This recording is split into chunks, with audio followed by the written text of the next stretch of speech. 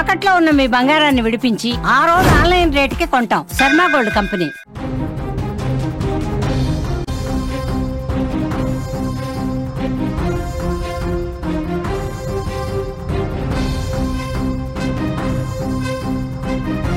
ప్రేమించి పెద్దలను ఎదిరించి పెళ్లి చేసుకున్న పక్కింటి కుర్రాడే ఆ యువతి పాలిట కాలయముడయ్యాడు. 5 నెలల గర్భిణి అని కూడా చూడకుండా కట్టుకున్న భర్తే ఆమెను దారుణంగా నరికి చంపాడు. ఆపై చేసిన తప్పును కప్పిపుచ్చుకునేందుకు నరరూప రాక్షసుడిగా మారాడు ఆ భర్త. భార్య శవాన్ని ముక్కలు చేసి వాటిని వేర్వేరుగా మూసీ నదిలో పడేశాడు. మొండెం మాత్రం ఇంట్లోనే ఉంది. నా భార్య కనిపించడం లేదు, సాయం చేయండి అంటూ పోలీస్ స్టేషన్కి వెళ్ళిన ఆ కిరాతకుడు పోలీసుల విచారణలో మాత్రం అడ్డంగా దొరికిపోయాడు. కామారెడ్డిగూడలో పక్క ఇళ్లలో ఉండే మహేందర్ రెడ్డి, స్వాతి ప్రేమించుకున్నారు. వేరువేరు కులాలకు కావడంతో వారి ప్రేమను పెద్దలు అంగీకరించకపోవడంతో ఎవ్వరికీ తెలియకుండా 2023 సంవత్సరం హైదరాబాద్ కూకట్పల్లిలో ఆర్య సమాజంలో పెళ్లి చేసుకున్నారు. ఆ తర్వాత స్వగ్రామంలో ఇరు కుటుంబాల మధ్య గొడవలు జరిగాయి. ఆ తర్వాత పెద్దలు కొంత శాంతించడంతో యాదగిరి గుట్టలో పెళ్లి చేశారు. ఆ పెళ్లి తర్వాత మహేందర్ బోడుపుల్లో కాపురం పెట్టాడు. ఇంటర్ వరకే చదివిన మహేందర్ ఏ ఉద్యోగం దొరక్కపోవడంతో తన బైక్తోనే ర్యాపిడో డ్రైవర్గా చేరాడు. ఇక డిగ్రీ మధ్యలోనే ఆపేసిన స్వాతి టెలికాలర్గా పనిచేస్తోంది.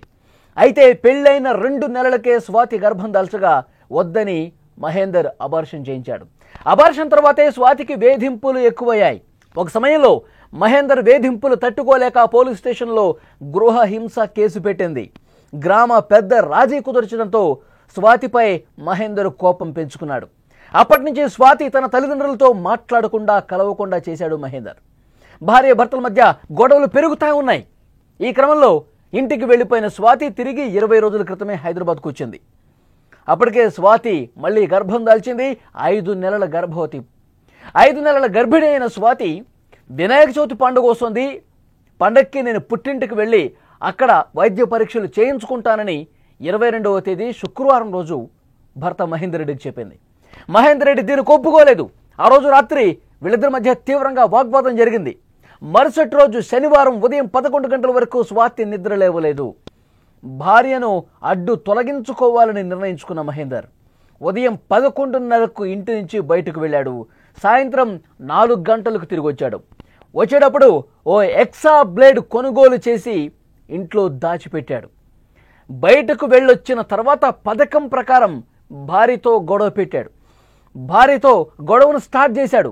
ఎందుకంటే భార్యను లేపేద్దాం అనుకున్నాడు. ఆ ఉద్దేశంతోనే కావాలని భార్యతో గొడవ పెట్టుకుని ఆమె గొంతు నులిమి, గట్టిగా గొంతు నులిమి, గొంతు మీద చేయి పెట్టి పిసికి అదేవిధంగా ప్రెస్ చేసి చాలాసేపు అలాగే పెట్టి నులిమి చంపేశాడు. ఆ తర్వాత భార్య మృతదేహాన్ని మంచంపై పడేసి వెంట తెచ్చుకున్నాడు కదా ఉదయం ఎక్సా బ్లేడ్, ఆ బ్లేడ్తో ముక్కలు చేయడం స్టార్ట్ చేశాడు.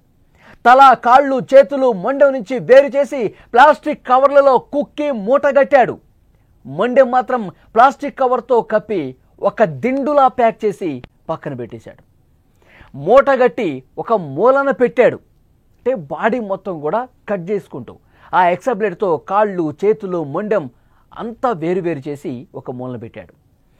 ఆ మూటను బ్లాక్ కలర్ కవర్లో పెట్టి ప్యాక్ చేసి ద్విచక్ర వాహనం మీద వెళ్ళి ప్రతాపసింగారం ప్రాంతంలో మూసీ నదిలో పడేశాడు. భార్య కనిపించడం లేదని మళ్ళీ నాటకం ఆడాడు. హత్యా నేరం నుంచి తప్పించుకునేందుకు మహేందర్ రెడ్డి ఈ నాటకం ఆడాడు. ఆ రోజు ఏం చేశాడు తెలుసా? మేము బాగానే ఉన్నాం, ఇప్పుడే మేము భోజనం చేశాం అంటూ నైట్ 8 o'clock అంటే 8 గంటల సమయంలో స్వాతి ఫోన్ నుంచే వాళ్ళ తల్లిదండ్రులకు మెసేజ్ పెట్టాడు. అంటే మేము బాగానే ఉన్నాము, ఆమెకి ఏం కాలేదు, మేము హ్యాపీగా ఉన్నాం, మేము భోజనం చేసాం ఇప్పుడే అని వాళ్ళని నమ్మించే ప్రయత్నం చేశాడు. ఆమె ఫోన్ నుంచే మెసేజ్ పెట్టాడు. ఆ తర్వాత తన చెల్లికి ఫోన్ చేశాడు. ఫోన్ చేసి స్వాతి కనిపించడం లేదు, స్వాతి ఎక్కడికి వెళ్ళిందో నేను వెతికి అలసిపోయాను, ఇంటికి రాలేదు అని వాళ్ళ చెల్లికి కూడా ఫోన్ చేసి చెప్పాడు. అంటే వీళ్ళిద్దరి మధ్య గొడవలు జరుగుతున్నటువంటి విషయం తెలుసు మహేందర్ రెడ్డి చెల్లికి. ఏదో జరుగుంటుందని చెప్పి అనుమానపడింది. సో బావకి చెప్పింది, ఒక్కసారి మహేందర్ రెడ్డి దగ్గరికి వెళ్ళు, స్వాతి కనిపించలేదని చెప్పి అంటున్నాడు, అసలు ఏం జరిగిందో కనుక్కో అని బావకు చెప్పింది. బావ వచ్చాడు. బావ వచ్చిన తర్వాత కూడా ఇదే నాటకం ఆడాడు. ఏమన్నాడు బావ వచ్చినప్పుడు? నిజంగానే కనిపించట్లేదు, మా మధ్య గొడవలు జరుగుతున్నాయి, కానీ నేను ఈ విధంగా వెళ్ళిపోతుందని చెప్పి అనుకోలేదు, ఒక్కసారి మనం వెతుకుదాం, లేదంటే పోలీస్ స్టేషన్లో కంప్లైంట్ చేద్దాం అన్నాడు. వెళ్ళారు, పోలీస్ స్టేషన్లో కంప్లైంట్ చేశారు. పోలీస్ స్టేషన్లో వీళ్ళు బోడుపల్లిలో ఉంటారు. ఉప్పల్ పోలీస్ స్టేషన్కి వెళ్ళి కంప్లైంట్ చేస్తే, మేడిపల్లి ఇక్కడ మా పరిధిలోకి రాదు, వేరే స్టేషన్కి వస్తుంది, అక్కడికి వెళ్ళండి అన్నారు. అక్కడికి వెళ్ళారు. కేసు పెట్టే సమయంలోనే ఇతని ప్రవర్తనలో మార్పును పోలీస్ ఆఫీసర్లు కనిపెట్టేశారు. అంటే తలతిక్క సమాధానాలు, పొంతలు లేని సమాధానాలు చెప్తా ఉన్నాడు. ఎప్పుడు కనిపించట్లేదు, ఎప్పుడు వెళ్ళిపోయింది, మీ మధ్య ఏం గొడవలు జరిగినాయి, ఇవన్నీ పోలీసులు కొంచెం లోతుగా ప్రశ్నిస్తారు కదా. వాళ్ళు ఎన్నో కేసులు చూస్తారు. ఇలాంటి మర్డర్ కేసులు పోలీసులకి రోజు ఒకటికి వస్తూ ఉంటుంది. భర్త మీద అనుమానం వచ్చినటువంటి పోలీసులు తమదైన స్టైల్లో గట్టిగా ప్రశ్నిస్తే మొత్తం ఒప్పేసుకున్నాడు.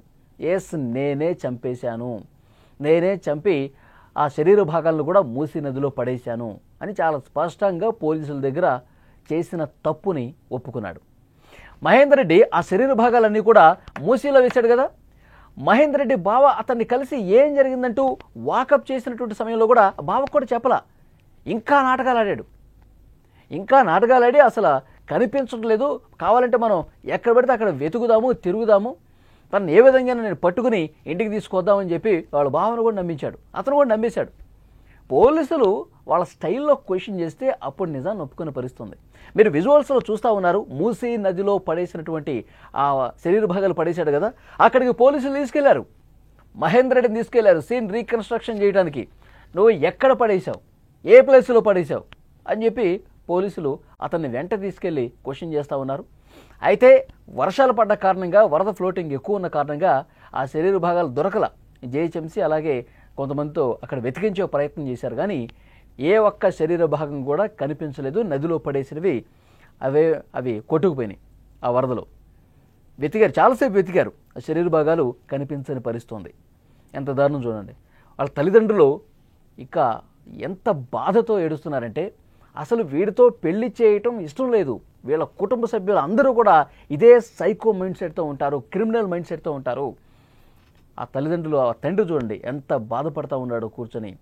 మహేందర్ రెడ్డి వాడు అసలు నా కుమార్తెను ఇంత దారుణంగా చంపేస్తాడని చెప్పి అసలు మేము ఊహించలేదు, వాడు ఒక దుర్మార్గుడు, వాడికి ఉరిశిక్ష వేయాల్సిందే అంటూ ఆ తండ్రి రోధిస్తుంటే అక్కడ ఉన్న వాళ్ళందరూ కూడా కన్నీళ్లు పెట్టుకునే పరిస్థితుంది.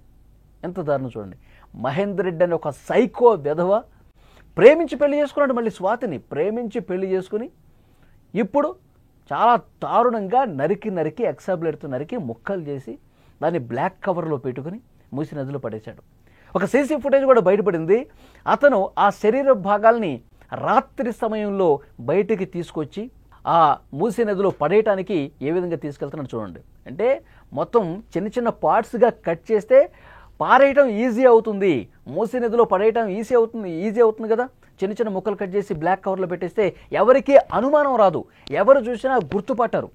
నేను స్వాతి ఎక్కడికో వెళ్ళిపోయింది, చిన్న చిన్న గొడవలు ఉంటాయి కదా సహజం కదా, సో ఇంట్లో నుంచి వెళ్ళిపోయిందని చెప్పి నమ్మిద్దాం అనుకున్నాడు. మిస్సింగ్ కేసుగా దీన్ని చూపిద్దాం అనుకున్నాడు. దాంట్లో భాగంగానే తన భార్య కనిపించడం లేదని చెప్పి ఒకవైపు చెప్తూ, మరోవైపు ఈ కట్ చేసినటువంటి శరీర భాగాల్ని ఎవ్వరికీ అనుమానం రాకుండా రాత్రి సమయంలో తన బైక్ మీదే మూసీ నది దగ్గరికి వెళ్ళి అక్కడ పడేసినటువంటి పరిస్థితి. పోలీసులు విచారణలో దీన్ని తేల్చారు. విజువల్లో మీరు ఆ రెడ్ మార్క్ సర్కిల్లో కూడా చూడొచ్చు. చిన్న చిన్న కవర్లు పట్టుకొని, బ్లాక్ కవర్స్లో ఆ శరీర భాగాలు ముక్కల్ని కూడా పట్టుకొని వెళ్తున్నటువంటి దృశ్యాలు కూడా రికార్డ్ అవుతున్నాయి. ఇలాంటి దుర్మార్గుణ్ణి ఏం చేయాలి? నిన్ను ప్రేమించాను, నిన్ను పెళ్లి చేసుకుంటాను, జీవితాంతం నీకు అండగా ఉంటాను, తోడుగా ఉంటాను అన్నటువంటి ఈ సైకో వెధవ కట్టుకున్న భార్యని, ఇంకొక బాధ కలిగించే విషయం ఏంటంటే 5 నెలల గర్భవతి అండి స్వాతి. గర్భవతిని అంత దారుణంగా చంపేసి ముక్కలు చేయటం అనేది నిజంగా ఈ వార్త విన్న వాళ్ళందరూ కూడా షాక్ అయిపోతున్నారు. వాడికి అసలు చేతులు ఎలా వచ్చినాయి? వాడు అసలు మనిషా పశువా? అసలు ఇలాంటి దుర్మార్గమైనటువంటి మనస్తత్వం కలిగిన వాడిని ఏం చేయాలి? అసలు ఇలాంటి కేసులు ఎక్కువైపోతున్నాయండి. కట్టుకున్న భార్యని దారుణంగా చంపేస్తున్నటువంటి ఘటనలు. చంపడం మామూలు చంపడం కాదు, కట్ చేసేస్తున్నారు, ముక్కలు ముక్కలు చేస్తున్నారు. మనం మీరుపేట ఘటన ఒకటి చూసాం కదా ఆ మధ్యకాలంలో, ఈ సంవత్సరం జనవరి నెలలో జరిగింది ఆ ఘటన. బాయిల్ చేసాడు, ముక్కలు ముక్కలు చేసి వేడి హాట్ వాటర్లో వేసి బాయిల్ చేసి పీసులు చేసి దాన్ని పడేసిన పరిస్థితి ఉంది. ఇంకా అది చాలామంది మర్చిపోలా, అంత దారుణమైన ఘటన ఇప్పుడు మళ్ళీ ఇక్కడ బోడుపూల్లో జరిగింది. ఆ తల్లిదండ్రులు ఎంత బాధతో రోధిస్తున్నారు చూడండి. ఆ తల్లి ఏం చెప్తుందో ఒకసారి వినండి. స్వాతి తల్లి.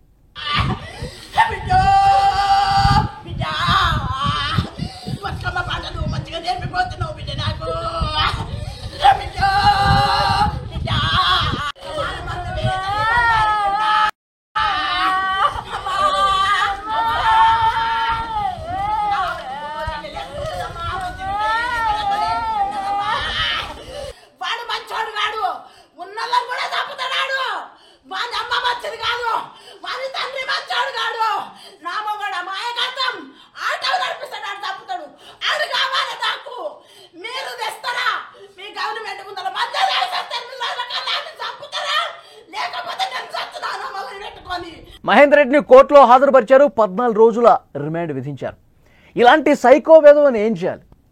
ఇలాంటి సైకో మనస్తత్వం ఉండి భార్యని ముక్కలు ముక్కలు చేసి ఆ ముక్కలు కూడా కనిపించకూడదని చెప్పి కవర్లో ప్యాక్ చేసుకుని మూసీ నదిలో పడేశారంటే వీడిని అసలు ఏం చేయాలి? ఇలాంటి దుర్మార్గులు మన సమాజంలో ఇంకా ఉన్నారు.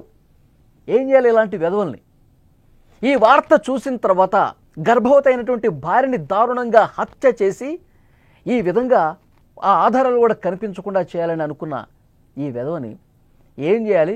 అసలు ఎలాంటి శిక్ష వేస్తే వీడికి కరెక్టు? ఈ వీడియో చూస్తున్న ప్రతి ఒక్కరూ కూడా స్పందించండి. మహేందర్ రెడ్డి వాడిని చూస్తే మీకేమనిపిస్తోంది? వాడు అసలు పూర్తిగా నేను అమాయకుణ్ణి, నాకు ఏ పాపం తెలియదన్నట్టుగా కూర్చున్నాడు చూడండి. మీరు చూస్తూ ఉన్నారా? మహేందర్ రెడ్డి అనేటువంటి ఒక సైకోని భార్యని దారుణంగా, గర్భవతైన భార్యని చాలా దారుణంగా ముక్కలు ముక్కలుగా కట్ చేసి పడేసి ఏమీ తెలియనట్టుగా నాటకం ఆడాడు చూసారా? అంతకుముందు నేను ప్రేమించాను, నేను పెళ్లి చేసుకుంటాను, జీవితాంతం మనం సంతోషంగా ఉందామని చెప్పి కలల మేడ కట్టి చూపించాడు స్వాతికి. కానీ పెళ్లి చేసుకున్న తర్వాత వాడి అసలు రంగు బయటపడింది. స్వాతి నమ్మింది కాబట్టే వాడిని పెళ్లి చేసుకుంది. జీవితం సాఫీగా ఉంటుందనుకున్నారు. కులాలు వేరైనా సరే ప్రేమ ఒక్కటి చేస్తుందని చెప్పి భావించింది స్వాతి.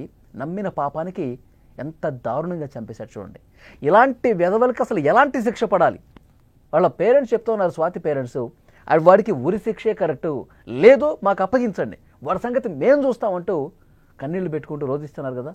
ఆగ్రహంతో కడుపు రగిలిపోతుంది కదా, రక్తం మరుగుతుంది కదా. ఇలాంటి వాడిని ఏం చేయాలి? కామెంట్ బాక్స్లో మీరు తెలియజేయండి. ప్రతి ఒక్కరూ ఈ వీడియో చూసిన వాళ్ళు స్పందించండి. మహేందర్ రెడ్డి అనేటువంటి ఒక సైకో వెధవని ఏమి చేయాలి? కామెంట్ బాక్స్లో తెలియజేయండి.